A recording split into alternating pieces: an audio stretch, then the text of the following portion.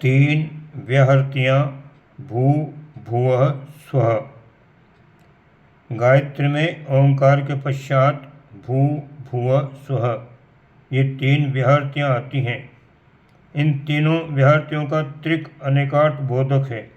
वे अनेकों भावनाओं को अनेकों दिशाओं का संकेत करती है, अनेकों की ओर हमारा ध्यान आकर्षित करती है। ब्रह्मा विष्णु महेश इन तीन उत्पादक पोषक संहारक शक्तियों का नाम भू भुवः स्वः है। सत्य रज तम इन तीन गुणों को भी त्रिविध गायत्री कहा है। भू को ब्रह्म, भू को प्रकृति और स्वः को जीव भी कहा जाता है। अग्नि, वायु और सूर्य इन प्रधान देवताओं का प्रतिनिधित्व तीन व्याहृतियाँ करती हैं। तीनों लोगों का भी इसमें संकेत है। इन त्रिकों पर ध्यान देने से हमें कई आवश्यक बातें सूझ पड़ती हैं, कई महत्वपूर्ण जानकारियों की प्राप्ति होती है। त्रिदेव रूपी पर ब्रह्म की शक्तियों का हमें ध्यान रखना है। उनके द्वारा पदार्थों को एक रूप में नहीं रहने दिया जाता। विश्व के सब पदार्थ प्रतिक्षण बदल रहे हैं। अपने से संबंध रखने वाले सब पदार्थ दिन दिन परिवर्तित होते हैं। धन यौवन अपने पास है, वह स्थिर है। स्वजन संबंधी उपवन वाहन आदि भी आज जिस रूप में है, भविष्य में उनकी स्थिति वैसी न रहेगी।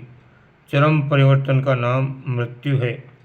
पदार्थों का परिवर्तन एवं नाश होना स्वाभाविक है, इसलिए उनसे मोह न करना चाहिए, केवल उनके सदुपयोग का ध्यान रखना चाहिए। इन सांसारिक पदार्थों में अपने को भुला न देना चाहिए, वरन उस आदि स्थिर शाश्वत शक्ति से आत्मा का संबंध स्थापित रखना चाहिए। सत्य रज तम इन तीनों गुणों से संसार बना है।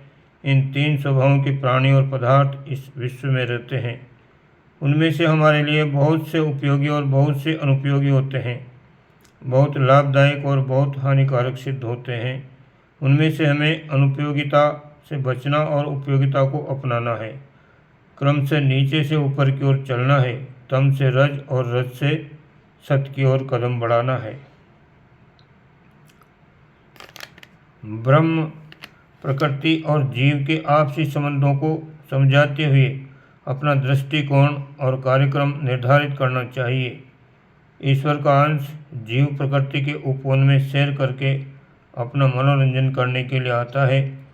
जैसे यात्री लोग उपवन का सौंदर्य निहारते हुए अपना मन संतुष्ट करते हैं और उपवन के पेड़ पौधे पर अपना अपना आधिपत्य नहीं जमाते, उसी प्रकार हमें भी संसार की वस्तुओं का सदुपयोग तो करना चाहिए, पर अपनी मालिकी नहीं गांठनी चाहिए।